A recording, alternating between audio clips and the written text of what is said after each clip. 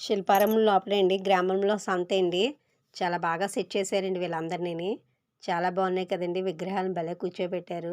కూరగాయలను కూడా భలే సెట్ చేశారండి. వ్యూ పాయింట్ నిజంగా చాలా బావుందండి. అమ్ముకునేవాళ్ళు అమ్ముకున్నట్టు, కొనుక్కునేవాళ్ళు కొనుక్కున్నట్టు చాలా బాగా సెట్ చేశారండి. ఈ శిల్పారం లోపల. నిజంగా ఇలాగే ఉంటున్నట్టు, ఇలాగే ఉన్నారనేసి విధంగా పెట్టారండి.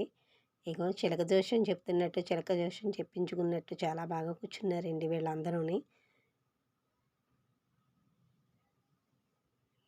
చూడటానికి నిజంగానే వాళ్ళు ఉన్నట్టున్నారండి. ఈళ్ళు కమ్మరి వాళ్ళండి. అంటే గోల్డ్ తయారు చేసేవాళ్ళు. తర్వాత ఇనుము తయారు చేసేవాళ్ళు కూడా ఉన్నారండి. కాలుస్తారు కదండీ ఇనుముని.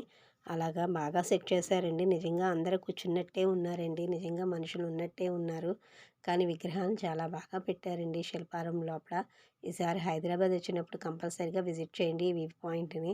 పిల్లలకి ఇప్పుడు తెలీదు కాబట్టి వీళ్ళకి కూడా చూపిస్తే చాలా మంచిదండి. ఎన్నో విషయాలు తెలుస్తాయి ఇప్పుడున్న జనరేషన్ పిల్లలకి.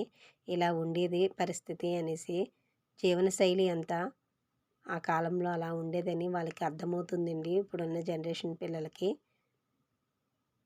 సంక్రాంతి టైంలో ఇలాగా హరిదాసు వస్తారు కదండీ! తర్వాత గోమాతను తీసుకొని వస్తారు కదా!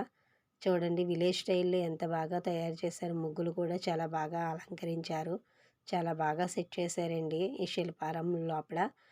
ఏమీ తెలియని ఎవరికీ ఏమీ కొన్ని విషయాలు తెలీదు కదండీ! కొన్ని విషయాలు తెలిసే విధంగా కూడా ఈ శిల్పారామం మనకు వివరిస్తుంది. జీవనశైలి అన్నది ఈ శిల్పారం లోపల తెలుసుకోవచ్చు పూర్వకాలంలో ఎలా ఉండేదని. ఇలా ఈ వీడియో మీకు నచ్చినట్టయితే లైక్ చేయండి, షేర్ చేయండి. మరికొన్ని వీడియోస్ కోసం సబ్స్క్రైబ్ చేయండి.